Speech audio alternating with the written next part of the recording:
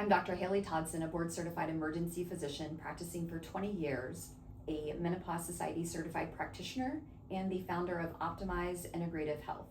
My name is Bailey. I am the family nurse practitioner here at Optimize Integrative. I have 7 years of experience in the medical field. I am functionally certified, and I love focusing on longevity within this practice, and we hope you enjoy this podcast. Today we're going to talk about men and low testosterone. I think there's a misconception that men actually think that low testosterone means they're so tired that they can't get out of bed with the fatigue. They're working out and they're not building any muscle whatsoever. They are going through their day extremely tired, wanting to take afternoon naps. And what we know is that's actually not what the beginning of low testosterone can look like. So I think men miss a lot of the symptoms. So I do want to talk about what symptoms men can present with or have when they actually do have low testosterone, and what can we do about that? Absolutely. And I do also think we need to talk about why men might miss these signs. And it's because they're high performers and they think that these symptoms are attributed to stress, the low libido, low energy, brain fog, lack of motivation, and just in our culture, with men or women, but most specifically with men, it's better to just push through everything that you're feeling. So those are some considerations to take, and in addition to that this is just a part of aging, or it's just a part of being a parent, or it's just a part of being a business owner or working in a high stress job. And they also think that if they're still functioning at the bare minimum, which in my opinion, I think if your testosterone is low, you're functioning at the bare minimum. Nothing is wrong, and men are less likely to go get their labs checked. And they often wait until these symptoms affect their work, their marriage, their family life, their physique to get tested. And I don't want to say it's too late, but it's not too late. It's never too late. But you could have gone all this time being on an action plan to help with these symptoms. Right. And I just think that men attribute it to stress, or I'm doing too much, or maybe I'm not getting enough sleep, or all that, and they're just not jumping to get their labs tested, which they absolutely should be getting their labs tested. They're waiting for that total collapse, Mm-hmm. right? They're not looking for that subtle change. They're looking for the collapse, the not feeling like themselves, and that's, again, like you said, not necessarily too late. We can still help those people, but you really should be looking at it before that. We notice that a lot of people will start gaining abdominal fat. Their sleep will be horrible. So these are the subtle signs that we see when it's actually due to testosterone. Yep. Yes, their gym recovery is not the same. They're not building muscle like they used to. The fatigue and the afternoon crashes, not being able to spend time with their family like they want to and show up, feeling that they need to sleep in on the weekends, not performing, like you said, at their job, the brain fog that can go along with it. So there's a lot of these subtle changes that if you really stop and think and knew that these were symptoms of low testosterone, that you would absolutely realize that you can do something about it. Yeah, absolutely. And just talking to some of the signs that men will ignore. So if you feel like you have energy for your obligations, but not for yourself in terms of your workout plan or your hobbies or your intimacy, then that's an issue, because again, you're doing what you can to survive, and you're not having enough energy for what comes after work or what your high performance goals are. If you feel more irritable than you do tired, that could be another sign that you're ignoring that you have low testosterone. So hormone issues don't always show up as brain fog or fatigue. It could be mood issues as well. I've absolutely seen a lot of men that when they come to me, they almost feel depressed, or they feel very moody in that they're quick to tears almost, which is very odd, but it can happen. And once we correct their hormone issues, it's such a difference. There's more confidence, there's better mood, there's more stable mood. And another thing to look out for in these high-performing men, or if you are a high-performing man, is if your body composition has changed. So if you feel like you put on a beer gut and you don't drink beer, that could be a testosterone issue. Or you feel like you're losing muscle at an exponential rate, or you can't build muscle. I just saw a patient who came in. He was 52, I believe, and his testosterone was a 170. And he worked out a lot, and I'll be honest, did not look like he worked out a lot. So he acknowledged that. He said, wow, that explains so much why I can't build muscle, and I work out for 2 hours a day. I'm on my bike for an hour a day. So low testosterone could look like more belly fat, less muscle, difficulty building muscle. So we put him on a plan where we will be raising up his testosterone naturally and trying to go that route. Another sign to look out for is that you have lost your drive, and not just your sex drive. Also your drive to get things done around the house, your drive to complete that project in your garage that you started 3 months ago, your drive to participate in life, or less excitement. Dr. Andrew Huberman is a huge proponent for TRT, and it has its time and its place. And I like what he says, where testosterone just makes effort feel good. When we get those testosterone levels up, or we add in replacement, people tend to feel very motivated to get things done. And it does. It simply just makes effort feel good. It makes you want to get things done. Another factor to look out for if you may be low in testosterone is that you're blaming aging. If you're in your 30s or 40s, I don't think it's an age problem. I think it's a lifestyle problem that could be worked on. So again, getting those labs tested. I would say the average age of male patients I see are in their 50s, because their symptoms have gotten so bad and they want to get something checked out, or their wives are forcing them to come in. But even 10 years before that, we could have optimized the testosterone and they didn't have to live like this for the last 10 years. So if you're in your 30s and 40s and feel like you have symptoms of low testosterone, first test, but also know you don't have to live like that, and it's not necessarily aging. It could be a lot of lifestyle. So those are some of the signs to look for in high achieving men or dads.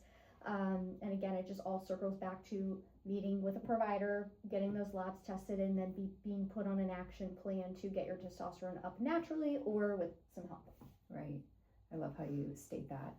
Another thing is what actually causes the testosterone to go down. So obviously, as we age, the testosterone decreases. So in men, it decreases naturally with aging, but it can decrease even prematurely for many other reasons, right? So we know that if you have abdominal adipose tissue and fat, that's inflammation, that can actually decrease your testosterone. We know that sleep apnea can decrease your testosterone. So we actually do sleep studies on our patients because we want to know why things are happening. We know that alcohol can cause decreased testosterone, even low vitamin D, not eating enough protein, overtraining, and not taking the days off that you need to really recover. So there's so many reasons. Even stress can cause low testosterone. So there's so many reasons for the testosterone to be low, and that's why I love that we don't just jump to adding TRT, because that is a commitment, and that's what we talk about with every patient. So we look at the whole picture on why this could be happening and what really needs to change to support you as an individual to get that testosterone up. Yes, absolutely. Another big offender for low testosterone is plastics as well. I see a lot of men who just even make that small change, not drinking from plastic water bottles, not using plasticware, or heating up their food in plasticware. That can make a huge change too. In addition to what you spoke about. Right. And there are also some controversies related to, so now we'll be specifically speaking to testosterone replacement therapy. So I love doing all of the natural and actionable items initially, but again, you have some men that want relief immediately and they have no plans to continue to have children, so they just come in and say, just put me on testosterone. That's what I want to do. There's nothing wrong with that. So there is a negative association that possibly testosterone causes prostate cancer, and that has essentially been debunked by a few studies, similar to the study of estrogen causing breast cancer. So we are very careful with our patients with a history of prostate cancer or elevated PSAs, but that's why with our patients we check a PSA at least yearly to mitigate that risk. And even some urologists are advocating for testosterone no matter what situation. Additionally, there's another controversy that testosterone will significantly increase your lipid levels, and that is true if you are giving supra therapeutic amounts of testosterone. So we use lowest effective dose with the least amount of side effects where the patient is getting results. That is my philosophy with any medication. Exactly, personalized to the patient. Absolutely. And this is more so associated with men who use very large amounts of testosterone per week. I would say we use low amounts of testosterone a week, and it does the trick wonderfully for our men. And that's where you can get into the issue of high cholesterol, because when you're giving the body so much testosterone, it will stimulate the liver to make more cholesterol. So those are just some of the controversies I wanted to address in relation to testosterone replacement therapy that maybe would hinder some people from getting their labs checked or booking a consult. Right. So who should be evaluated? Really, we want any man who has any of these symptoms that we talked about, with fatigue, visceral fat, sleep issues, poor recovery, any symptom that possibly could be testosterone. But what I want our patients to know is that we test more than just a testosterone level. So we're going to look at the whole picture. We're going to look at an extended testosterone with the total, the free. We're going to look at your sex hormone binding globulin. We're going to look at your estradiol, because that's actually important for men to have estrogen for their bones.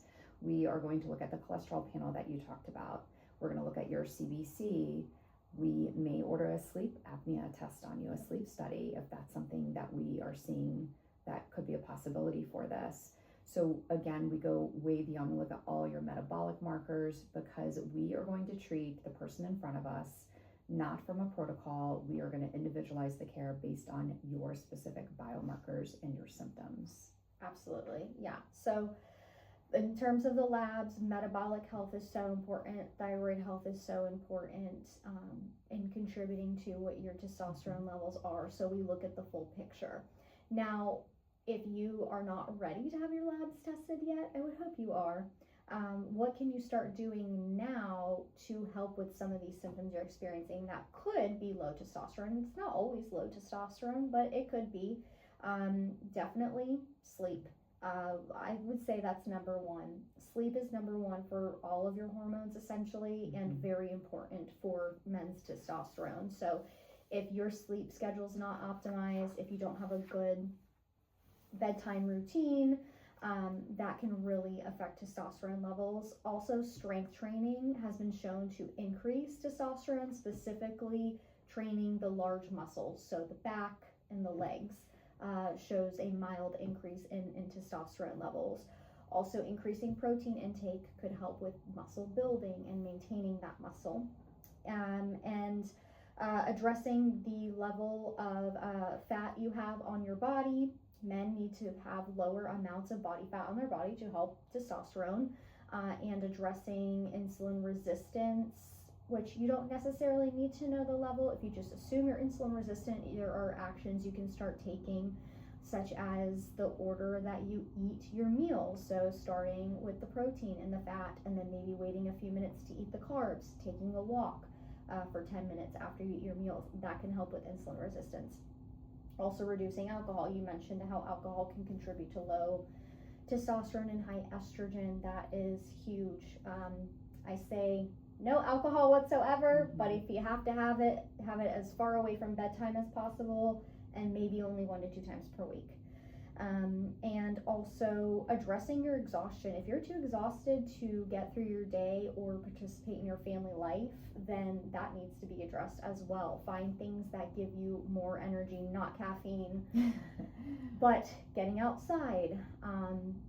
Again, normalizing your blood sugar. And again, I know I said, what can you start doing today if you don't want to get tested, but just get the lab draw and work with a provider, because it's better to just know and be actionable from there. So those are my recommendations on getting started to increase your testosterone. So if you're a high achieving male and you don't know where to go, please reach out to us. I am licensed in Florida. Dr. Todsen is licensed in a lot of states. Please reach out to us if you feel like you wanted to start with getting your labs checked. And we love working with men. The results are amazing with men, and we love to help. This podcast and all related content are provided for educational and informational purposes only.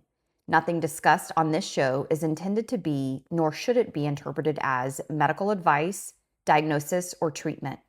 No doctor-patient or provider-patient relationship is created by listening to this podcast, watching this video, or engaging with any of our content. Although I am a licensed physician and Bailey is a licensed nurse practitioner, we are not acting as your personal healthcare providers in this setting. The information presented is general in nature and may not apply to your individual medical situation. You should not rely on anything discussed here as a substitute for professional medical care, diagnosis, or treatment.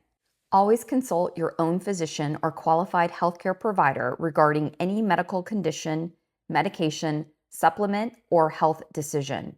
Never disregard or delay seeking professional medical advice because of something you heard on this podcast. Optimize Integrative Health, its clinicians, and its affiliates expressly disclaim any and all liability for actions taken or not taken based on the information provided in this program.